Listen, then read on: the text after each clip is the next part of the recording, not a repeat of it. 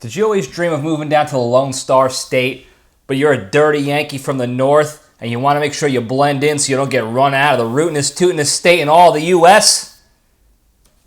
Well, my friends, on this episode of the LPDS, we're going to teach you how to be a Texan, give you the first few steps on how to blend in and make yourself at home without getting run out of here in a violent rage. We also got some current events, and we got, of course, a tremendous Cage fact.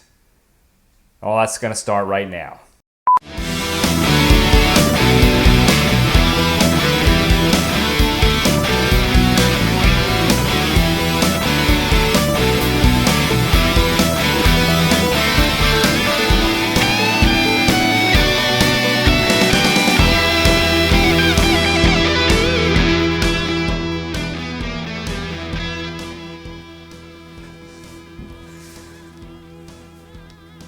All right, jabronis, we're back. Welcome back to another illustrious episode of the Libretti Podcast Diary Show. I'm your host, Libretti. I'm trying to update my intros for you guys so that you know what we're going to be discussing up front, so you know what you're getting into. You'll know if it's a suitable for work episode, if you want to listen to it in your car, if you want to listen to it with the family, whatever you got to do. We're going to give you the bottom line up front. They call that in the negotiating world the bluff. It's not negotiating world. It's like the presentation world. I don't know what I'm talking about. The bluff. Bottom line up front so that you guys know exactly what's going to be happening with the LPDS. So, welcome back. I'm your host, Libretti. This is the show about nothing that seems to find the lesson in everything. And we're going to do it again today when we tell you how to become a Texan. We teach you the tips and tricks, the beginner's guide, if you will. So stay tuned for that over in the junction. First, I want to get into a little current events for you guys. This was funny and laughable, but disheartening and it's getting close to the scary side of things. I think Randy over here can attest in YouTube land. I don't want to get I don't want to get dramatic at all and say like we gotta fear for our lives and this is going to be a real problem. It's not there yet, but it's something to be mindful of. Now, USC. School of Social Work, the USC, University of Southern California, a big-time college. Their School of Social Work put out a letter stating that they will no longer be allowing the word and the term field to be used. Field, F-I-E-L-D, for those of you who can't do spelling. And any term that has the word field in it because it... what's the word that they use? Not connotes. That's not a word. Did I just make that up? Probably. It alludes to and makes references of racism. So like field work or getting out in the field to do a job or whatever. They bring it back directly to working in the fields as a slave from back in the day. So they're saying it's inherently racist, and we're not going to use the word anymore or any terms that utilize that word in language in the school. And I don't know if there's going to be punishment if students use it as well, but they're not doing it anymore. Service level, this is a joke. This is laughable. Because it's like, all right, what are we doing here? Okay, and honestly speaking, what the hell are they doing there? Okay, I mean, it's a word, field. Okay, it doesn't. You can use the word field, baseball field, soccer field, cornfield, tobacco field, football field, rugby field. Can use pitch too. That's what the British use, pitch, for all those diehard soccer fans that come out of the woodwork during the World Cup. But I mean, what are we doing here? Because some probably angry white woman whose life is too good and cush right now that she has to be mad about something, and she feels that only she's the one who can, solve all the world's social problems for the weaker minority, which I think is insulting to the people who who need to be defended, I guess you could say, or want to be defended. I don't know. That's probably, if I were to venture a guess, who made this argument and pushed for it to be banned. Made this ridiculous connection that the word and the term is racist. It only means the racist slavery version and not any other version ever before any time in history. Again, that's ridiculous to me, and it's laughable. And we can all joke about it and laugh it off that it's just in this quirky California college. Of course, it's going to be in there. But this is where I say it's one of many steps towards a scarier result, consequence, if you will. But just remember that there's no culture or society or country in history that was successful and happy and prosperous where their leadership was censoring the people and banning words and language like this. Okay? You can go through the annals, all the annals you want in history. That's not the good side of history. Okay? It doesn't matter what you feel politically. It doesn't matter if you're left or right or up or down or center or yellow or black or brown or whatever. It doesn't matter. When you look at, historically speaking, those cultures who were censored by their leadership and not able to speak freely or even read things freely, where books were banned and burned and language was censored and people were shut down for the things they said. Randy's getting angry back there. You can hear him barking. Those societies, those cultures, those governments were in the wrong, to put it lightly. And you can again go back specifically and look at all those, and they all went down even deeper, darker paths. And I'm not saying we're there already. I'm not saying we're gonna get there, but we need to keep that in mind. Okay, this is how things happen when we look at things. And I know I'm gonna get heat for this, but when we look at things like the Nazis, for instance, and everyone keeps saying, how can anyone believe that? How can anyone want to follow the Nazis and get tricked into believing Nazism was the path and this and that? And I know we discussed there was a whole movie on it that they made for TV movie called The Wave. It's on YouTube. It's horrible video quality, but the movie is tremendous. You gotta watch it. The guy who plays Wick in Seinfeld, the guy who was in charge of Susan Ross's foundation, he's the main character. He's a teacher in it. Tremendous movie. That movie shows you how these people got down to that dark path of Nazism, and it starts with things as simple and stupid as this. We're banning stupid, silly words, and you just have to get in the ear of a couple people, and then it starts to extrapolate from there. Okay? And like I said, we're not there yet. But we can't just slough stuff like this off, because you're going to look 3, 4, 5, 10 years down the road, and we're all going to be in proverbial shackles to our government. You're going to be like, how did this happen? How can we let this happen? And history's going to look, how did they let that happen to where their government completely controls them and this and that and that? And we're missing the little things. The little things add up to the big things, okay? And this is a little thing that should be in our back of our brains that we should remember when we see something additional happen. If you see something else happen, it's spread throughout, not just USC, but it's going, nationwide. It's a federal ruling. No more using the word field. We got to change everything. Remember this stuff, okay? So that we can try to stop it and not follow the wave that's, leading us down a dark path. Waves could be good. All right? There are little things that happen that lead to big, massive changes for the better.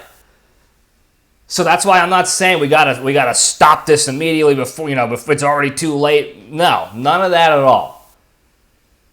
But we just had to be mindful of it all, because with the good little things come the bad. All right, and if I were to venture a guess, based on my little knowledge and education on history, I would guess this particular situation here that's trying to ban this word, for the reasons they say, is on the bad side. It's going to lead to the bad side of a wave. We don't want to censor people. And even if we want to, you try to associate it like it's associated with bad stuff. Got it. I know that mental gymnastics, we do it all the time with everything. If you don't listen to us, you're going to die. If you say this, you're a racist. Got it. It's noble intentions. But it's going to lead us down a dark road, I think. That's my personal guess. It's like a futures bet. I don't know what the odds are on that, but I would venture a guess and put some money down that if that particular sort of mindset continues, it's going to lead down a bad road. So that's that. And other news, the president got busted with classified documents in unclassified areas. Again, to caveat this, a little LPDS caveat for you.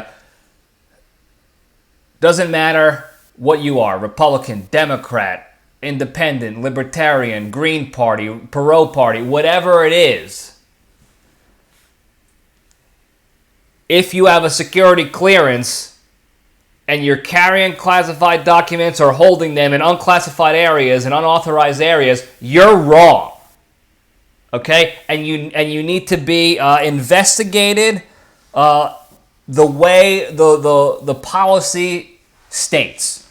Everybody who has a clearance, and as a person with a clearance, we get that ingrained into us and briefed to us from the second we fill out the paperwork, and every year after that until we're no longer activated in our clearance, until our clearance is gone and expired. Okay, there are policies in place. They're very black and white. If there is classified documents in unclassified areas, unauthorized areas, an investigation has to occur. Okay? And that being said, President Biden's lawyers found some documents in his garage and then in his library. First his library when he was vice president, and then in his garage in Delaware, next to his Corvette, they said, his car, in his house in Delaware. And they came forward and said, we found these. Now, you could say, oh, they did the right thing by doing this. Here's the thing. The lawyers came forward to protect themselves, to cover their own asses, because that's what lawyers do. That's what they should do sometimes, but they do all the time, covering their asses. So that they could say, there's no possible way that they can be investigated and say, oh, well, you knew about this and you tried to obstruct it. Some would say that this is a political chess move because Donald Trump is currently being investigated because they say his team knew about the classified documents at his compound that was raided and tried to cover it up. So they're trying to do their little chess move to say, well, we didn't cover it up. We admitted to it. So that makes it okay. And I don't know if that's true or not, but that's what they did. They brought it forward ahead of time, and that's what's going on with that. Here's my take on all that. And again, it's not political. If you're the person sitting there immediately saying how this is better than the Donald Trump situation because of this and this and this, that's not the best mindset to have, okay? At the end of the day, all these people, the president, current president, the previous president, Hillary Clinton, they all had classified documents in an unauthorized area and got caught for it, okay? If that happened to me, whether I did it on purpose or by accident, and whether I came clean with it up front and voluntarily report it myself or not, there's an investigation process that needs to happen. They need to investigate when it was put there, how long, how did it get there, if it got into the hands of enemies, non-allied countries, if it was done on purpose. Like, they'll do the investigation, and then they come down with their decision on whether you get punished with, a full courts-martial, at least on the military side of courts-martial, or indictment, whatever it might be, jail time, whatever it is, or a punishment as far as like discipline because you broke a rule. The rule is keep classified in classified spaces only. And we get trained that, we get put that into our stupid brains day in and day out. So there's no excuse why this happened, and why I was left there.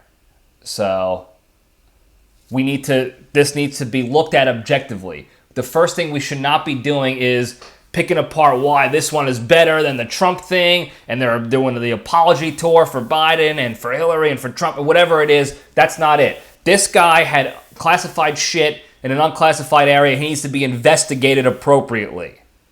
Okay? And you can argue however way you want. That's the bottom line. And the fact that there doesn't seem to be any further investigation, they're just like, oh, well, he brought it up. His lawyers brought it up, so it should be okay, this and that. And the media's trying to snuff it and make it not a big deal. That, I also believe, is wrong.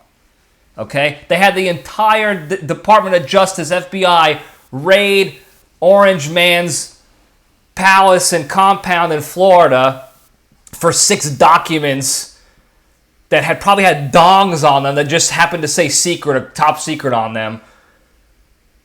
And he's getting full investigation, a full raid, whatever. This guy has the same thing. Dongs on a classified document in his garage, and they're just like, no, that's okay. It's different. It's not different. They need to be investigated the same way, tried and true, objectively speaking. That's another thing I want to get into real quick while I'm hot and bothered, is when people start bitching about the system is unfair and this and that, sometimes it's not the system that's unfair, it's the people who are in charge of the system that are unfair and are corrupt. And this is looking like, right now, a case of where the system is falling apart because of the people in charge of it. Because they're picking and choosing who they hold accountable for their actions, according to the system and the process. And they need to hold everybody accountable. Just because, whether they like them or not, whether they're on the same political side or not, they need to be held accountable equally. Okay? That's where I believe the system is broken. It's because of the people, not because of necessarily the process. And that's not all the time. That's for this particular incident, and that's a personal opinion. And you don't have to like it, and that's okay. That's what we like to do here in America and the LPDS. We like to share different opinions and be okay with it and move forward amicably. All right? Speaking of moving forward amicably, we'll get right into it. We'll step into the cage.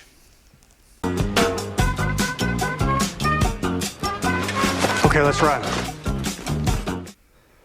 All right. Today's Into the Cage segment is proudly sponsored by Soft Serve Stool Softener. Did you eat too much rice this week, and no matter how much bran or enemas you use, you can't seem to break your bowels free and fire off a quality stool? Well, then get a batch of Soft Serve Stool Softener today. From the makers of Drano, Soft Serve uses the same non-patented formula to infiltrate even the biggest of colon clogs to break them down so you can pass it with ease. Simply pour a batch of the Soft Serve down your gullet, wait 15 minutes, and drink a glass of hot water, and before you know it, you'll be stooling all over the place. So to get a bottle now, just visit the plumbing section of your local grocery store or hardware store, and if you give the cashier the coupon code Diarrhea Dreams, you'll get 29% off your first gallon jug. Got that one from South Park. Soft Serve.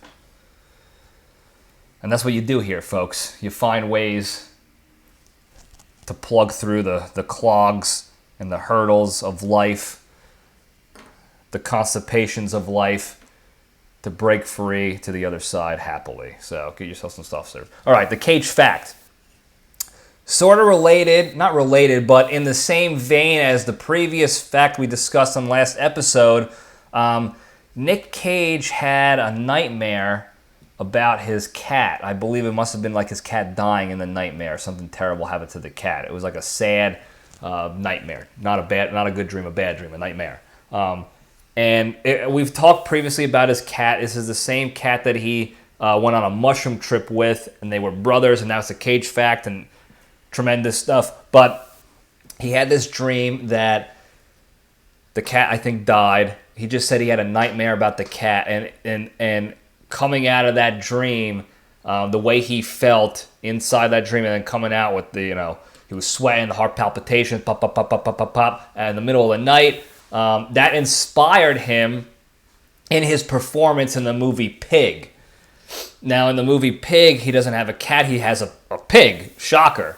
And in this movie, it's not really a spoiler alert, but in the beginning of the movie, his pig gets kidnapped, pignapped. And he channeled the feelings he had from the nightmare about his cat into the feelings he would have in his character in the movie Pig, because it was the same sort of despair, empty, sad feeling of losing, your brother, your best pal, your what have you. So if you've seen the movie Pig, you saw he gave an electric performance in that, and not in the traditional Cage sense, where he's all over the place, in more so of the dramatic, deep feels sense. And I think he nailed it, and it's all thanks to his cat, who is now his brother because of the mushroom trip they went on together. And again, that was a previous Cage fact. Go back to whatever episode that was, 12. I don't even remember. There's so many good Cage facts, you kind of get lost in the sauce with them all. So that's that. That's Cage fact. All right. Moving on over to the junction. We'll spin the logo up, and we'll start talking about how to be a Texan. Now, I want to give a quick LPDS caveat to this, to all you listeners out there who are trying to be cowboys.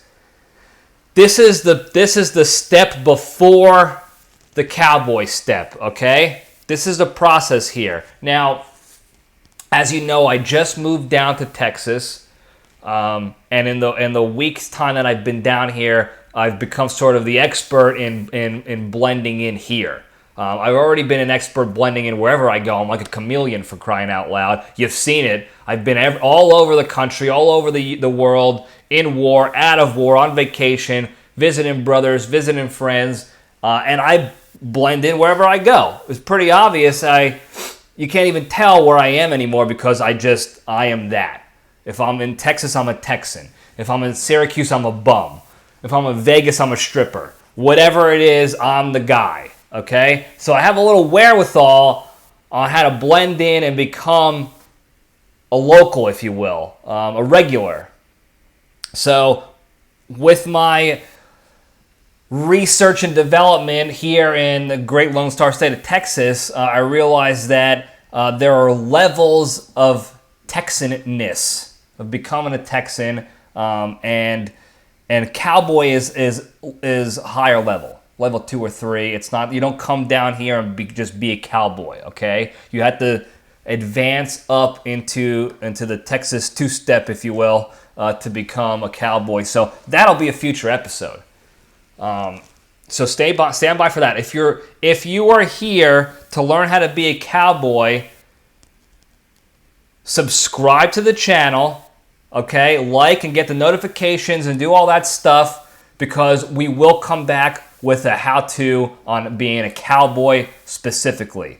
For you beginners out there who were like me a long time ago, but want to become a Texan, just an initial rookie level beginner's guide to Texanhood, this is the episode for you. Listen to this episode, and then you can go forward, and you'll put your notifications on, subscribe to the channel, and you'll soon find out how to become a cowboy later on. But right now, this is for Texans. And as the expert, I feel like it is my duty to provide this beginner level intro. So it's only going to be a couple steps. Okay, it's not a lot of stuff right off the bat. You want to ease into it. Again, if you're coming to Texas or any state that's new to you and you just go from one to the other immediately, you're going to stick out like a sore thumb. People are going to notice that you're not one of them. You're an imposter.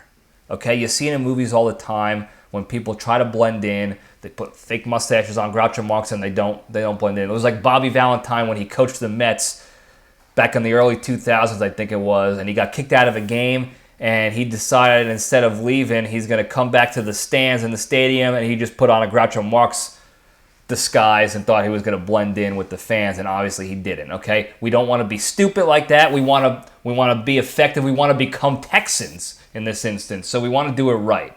Okay.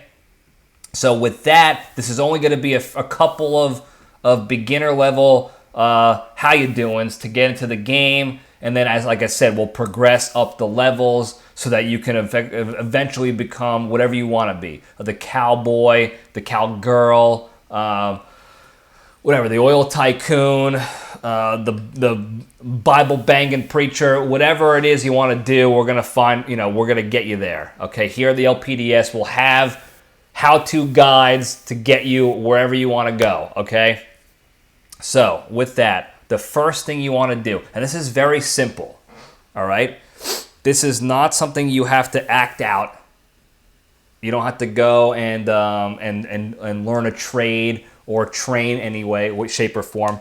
You just got to go out and buy, I believe most people in this country call the dad hat. It's this hat right here in YouTube land. This canvas hat, curved brim. Buy one of these. Preferably like a tan look to it. Beige tan look.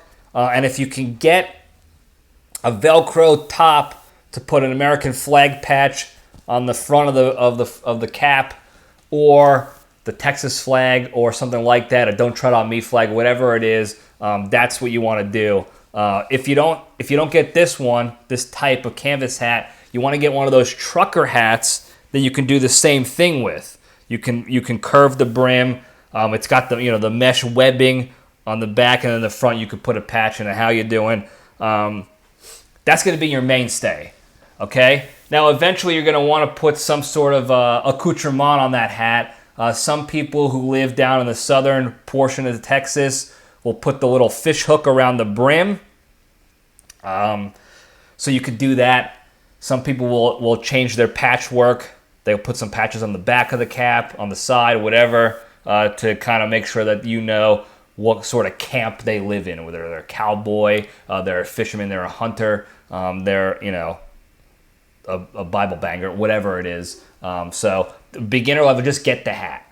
Get the hat, wear it, get it molded to your head, so that when you get here, you're not, it's not looking like a new hat, like, hey, this guy just bought his hat at the gas station.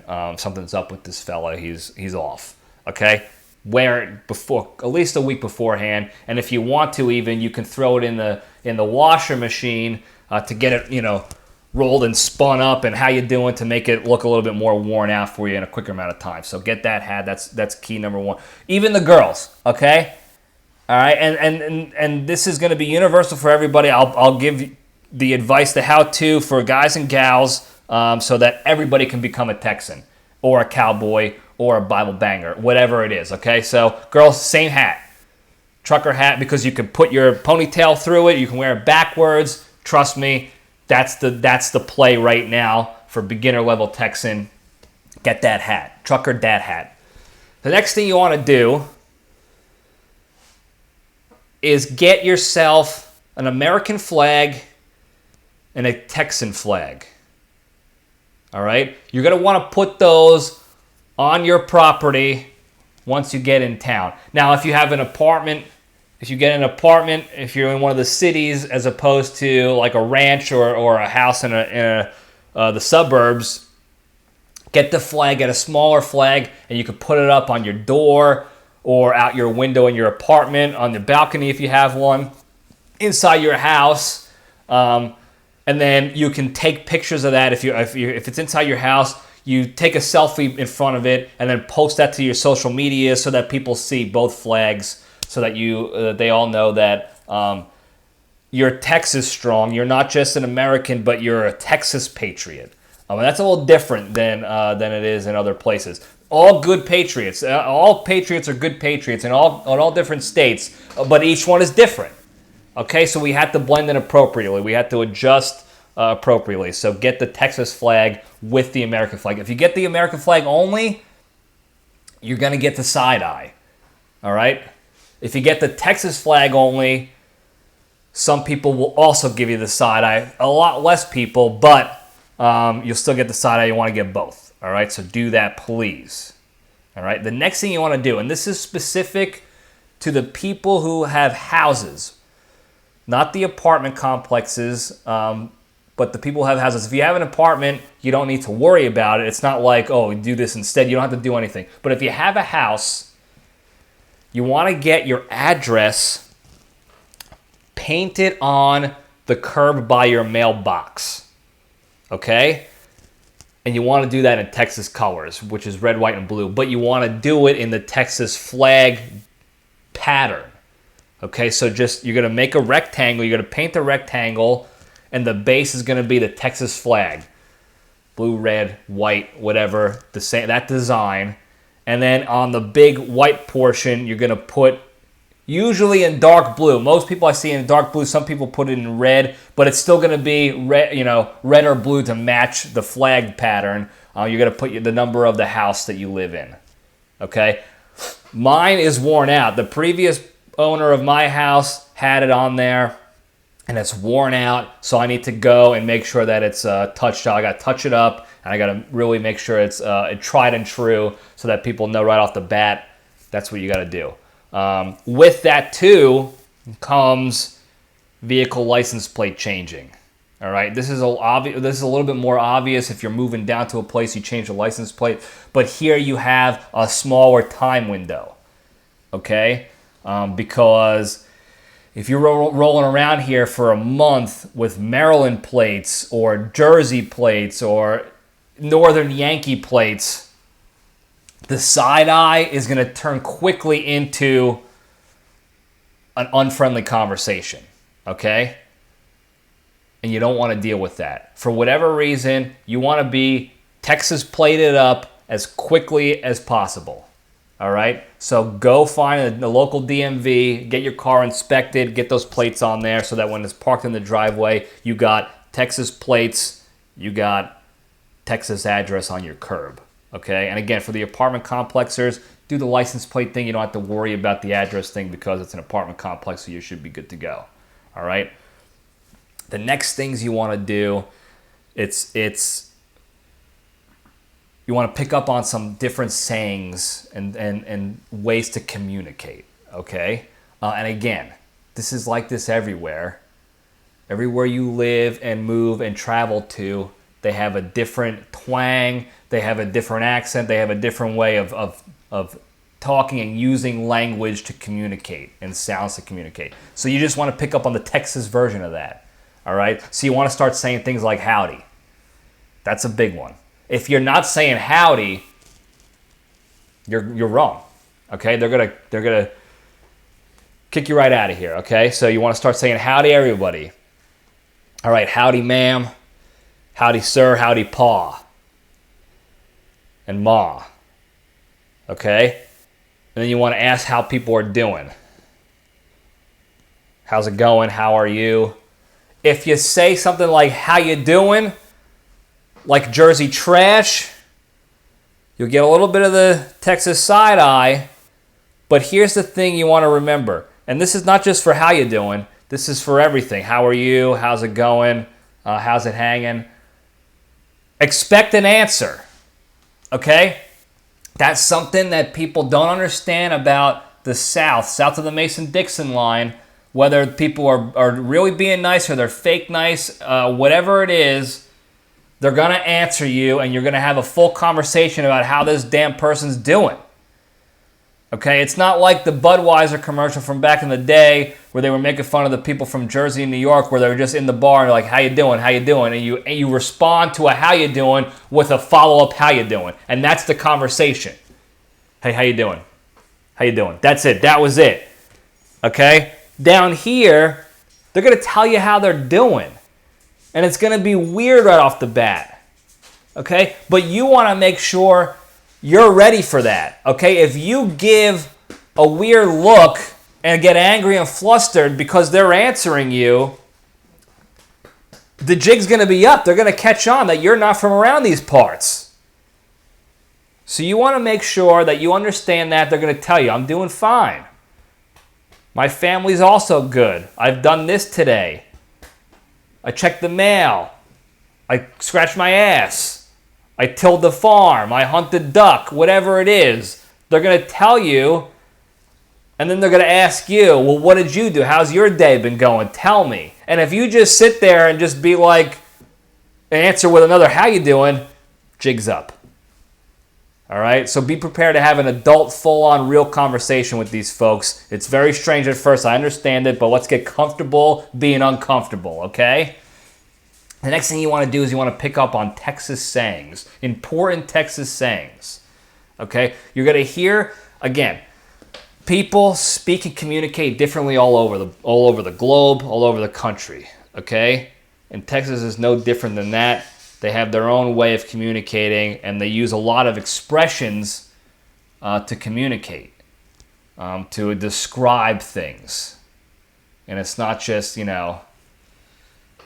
oh, you're gullible, you're fat. It's like, you're as fat as this, you're looking like, whatever. Things like that, okay? So you want to pick up some important sayings, and I have a list of a couple of beginner level sayings. You can't learn them all now, but you can, if you know these basic phrases, you'll be set up for success. It's like learning a new language, okay? If you know hello, where's the bathroom, how many books are in the library, in whatever language, you're going to be set up for success, okay? So sayings like, you're so gullible you'd buy water from a faucet. All right, that's one you want to put in your tool belt. All right, another one is, well, you're growing faster than a weed under a faucet.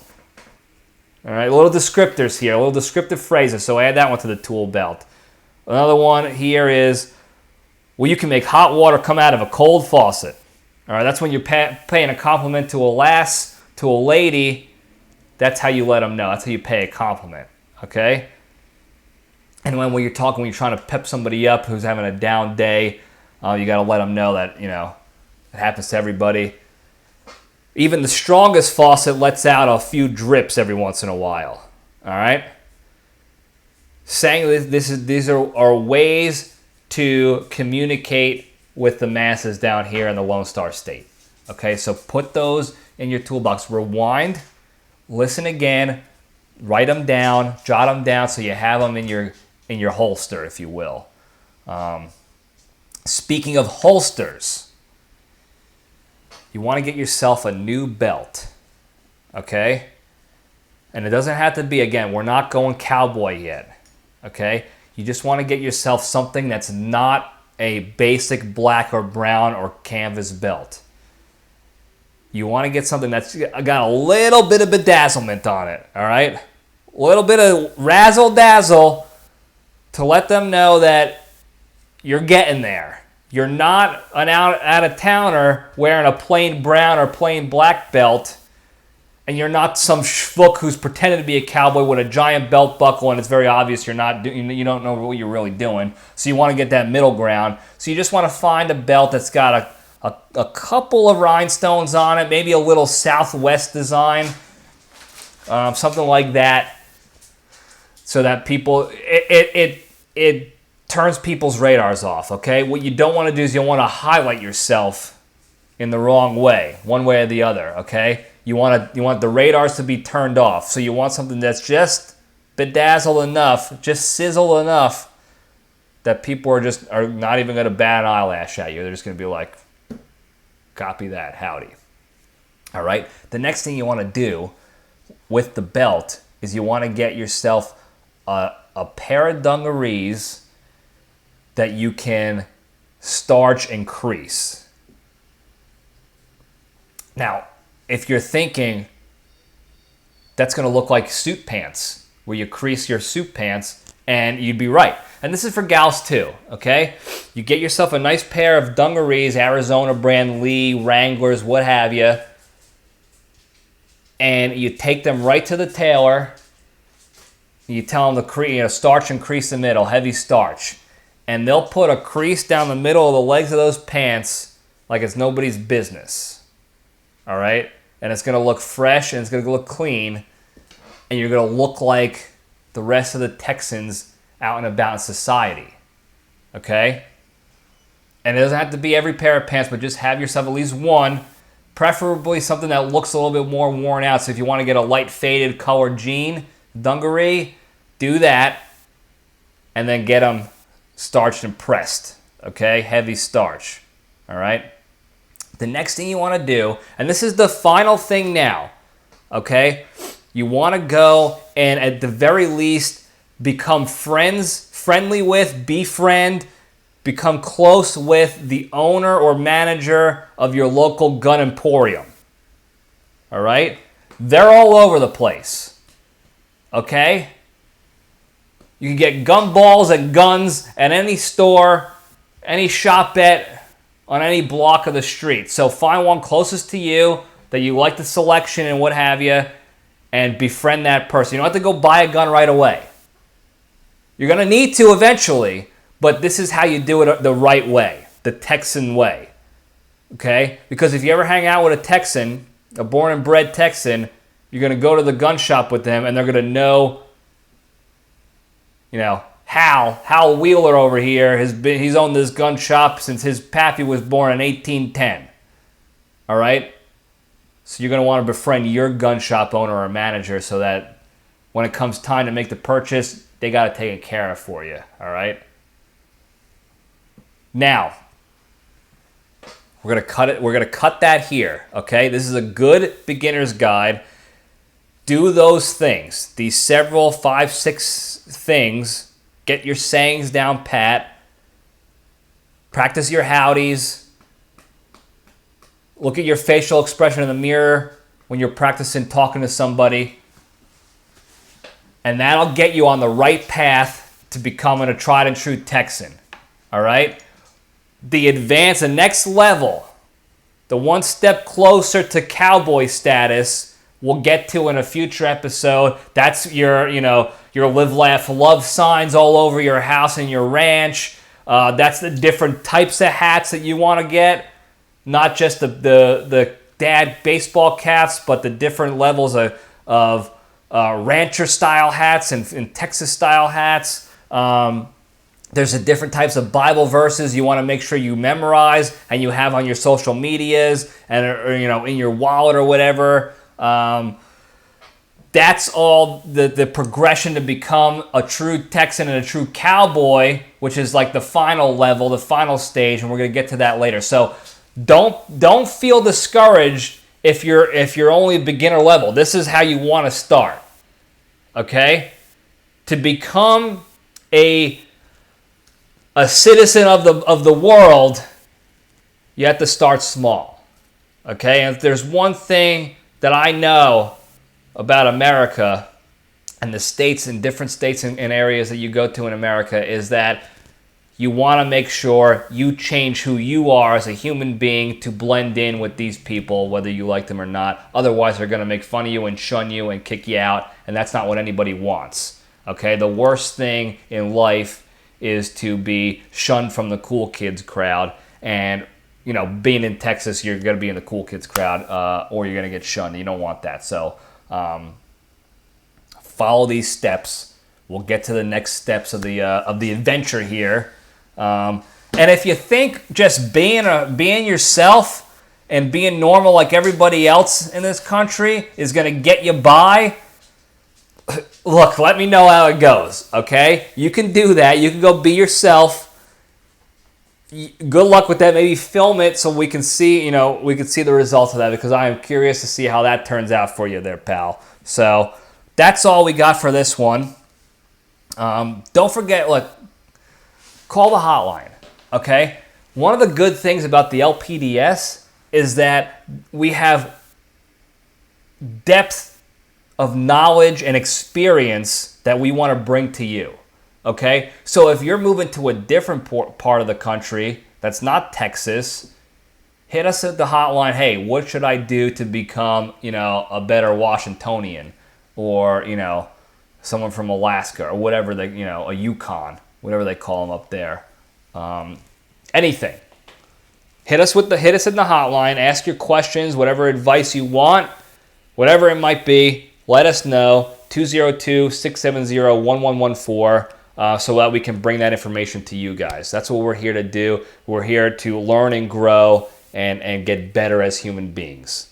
Okay? And if you can tap into the LPDS's knowledge and experience without having to learn those hard mistakes, do it. Okay? You'll save time and money and agita, which is, agita's Guido heartburn.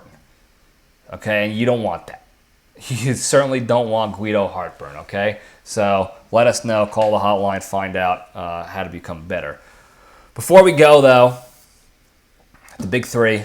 For you new listeners out there, the big three are the three pillars, the foundation of the LPDS to staying strong and being a better, happier human being in life and to pass that goodness on to the rest of the world. Number one is exercise every day. Easiest, the simplest one you can do because it's as simple as going for a walk.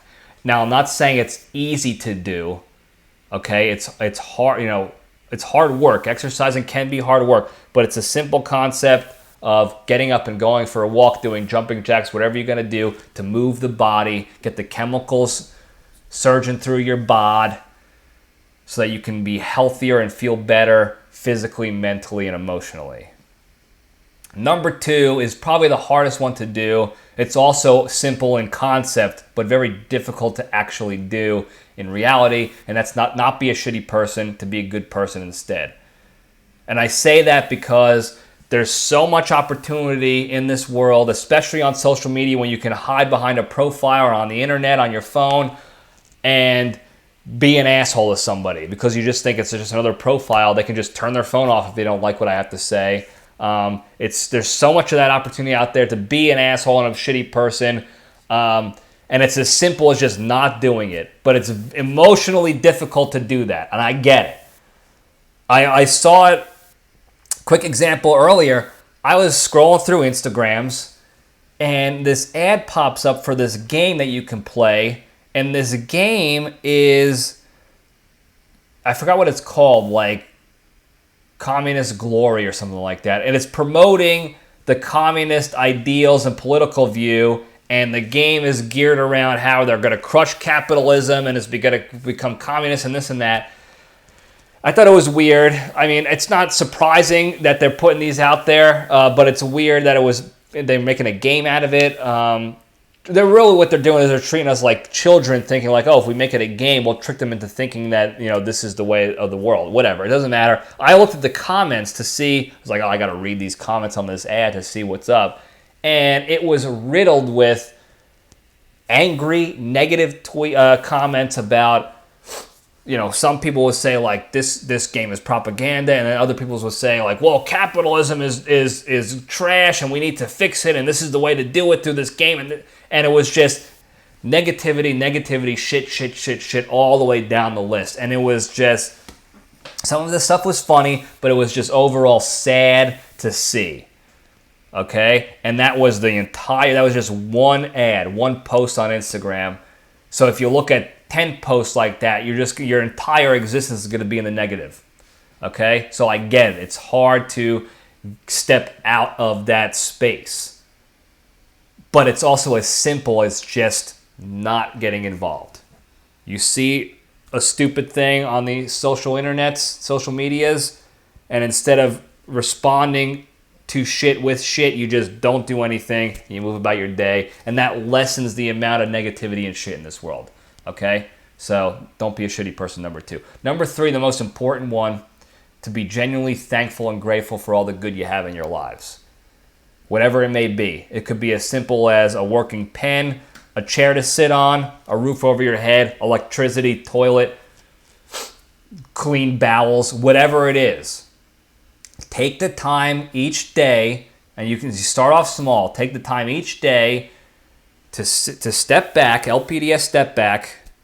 Think about one thing.